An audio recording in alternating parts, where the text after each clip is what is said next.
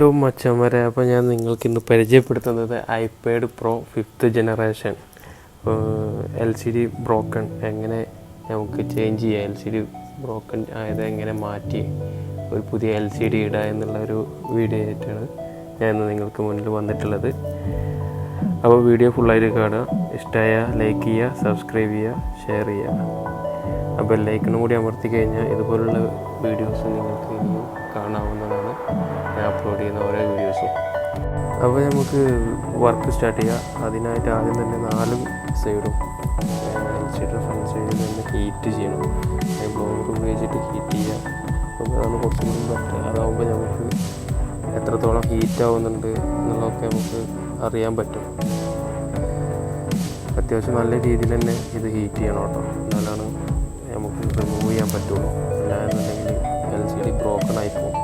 Broken ആവാത്ത LCD ചെയ്യുന്നത് broken ആയിപ്പോവും, അല്ലെങ്കിൽ കളറ് മാറിപ്പോവും, അല്ലെങ്കിൽ വേറെ എന്തെങ്കിലും കംപ്ലൈൻ്റ് ആയിട്ട് വന്നുള്ള സാധനം നമ്മൾ അയക്കുന്നതെങ്കിൽ ശ്രദ്ധിച്ചിട്ട് വേണം ഹീറ്റ് ചെയ്യാൻ. പിന്നെ ഇത് അയക്കുന്ന സമയത്ത് നമ്മൾ ശ്രദ്ധിക്കേണ്ടത് എന്താ വെച്ചാൽ, ഇതിന് ഫേസ് ഐ ഡി കേബിൾ വരുന്നുണ്ട്. ഐപാഡ് പ്രോ 5th ജനറേഷന് ഫേസ് ഐ ഡിയുടെ കേബിൾ വരുന്നുണ്ട്, സെൻസർ കേബിളും ഇതൊക്കെ വരുന്നുണ്ട്. അത് ബ്രോക്കൺ ആവാതെ നമ്മൾ ശ്രദ്ധിക്കണം അയക്കുന്ന സമയത്ത്.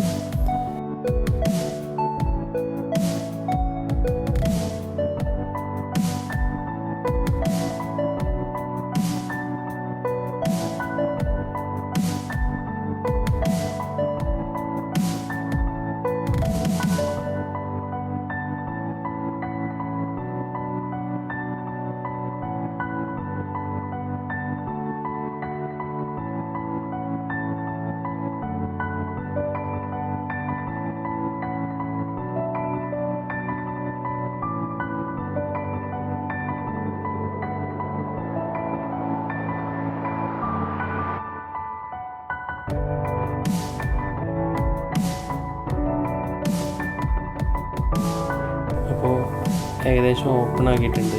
ഇനി നമുക്ക് ഫേസ് ഐ ഡി കേബിൾ അതൊന്ന് LCDയുടെ മേലെ നിന്ന് റിമൂവ് ചെയ്യണം ഫസ്റ്റ്. അതാണ് നമുക്ക് ചെയ്യുന്നത്. അതിനായിട്ട് ഹീറ്റാക്കിയിട്ടുണ്ട് ഓൾറെഡി.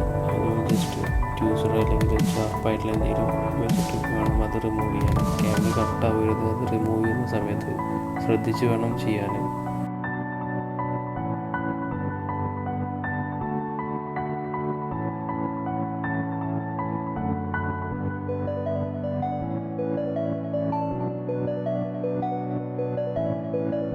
അടുത്ത സെക്ഷൻ എന്ന് പറയുന്നത് LCDയുടെ ഷീൽഡ് റിമൂവ് ചെയ്യലാണ്. അത് റിമൂവ് ചെയ്ത് കഴിഞ്ഞതിന് ശേഷം ബാറ്ററി കണക്ടർ ബോർഡിൽ നിന്ന് ഡിസ്കണക്ട് ചെയ്യണം. അല്ലാതെ ഒരിക്കലും LCDയുടെ കേബിൾ റിമൂവ് ചെയ്യരുത്. അങ്ങനെ ചെയ്ത് കഴിഞ്ഞ് കഴിഞ്ഞാൽ ബോർഡ് ഷോർട്ടാവും, ലൈറ്റ് പോകാൻ ചാൻസ് ഉണ്ട്. പരമാവധി ശ്രദ്ധിച്ച് വേണം ചെയ്യാൻ.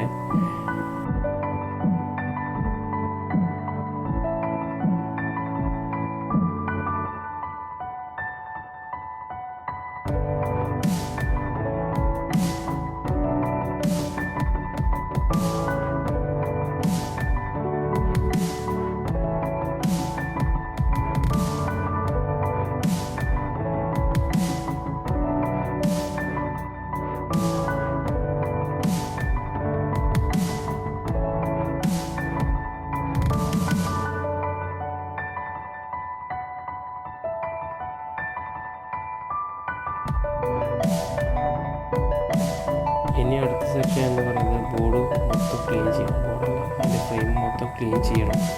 എന്നാലാണ് നമുക്ക് പുതിയ LCD ഫിറ്റ് ചെയ്ത് കഴിഞ്ഞ് കഴിഞ്ഞാൽ കറക്റ്റ് അതിൽ ഫിക്സ് ആയിട്ട് ഇരിക്കുള്ളൂ. അല്ലാന്നുണ്ടെങ്കിൽ ഫിക്സ് ചെയ്ത് കഴിഞ്ഞ് കഴിഞ്ഞാൽ പുതിയ LCD ഡാമേജ് ആവാൻ ചാൻസ് ഉണ്ട്.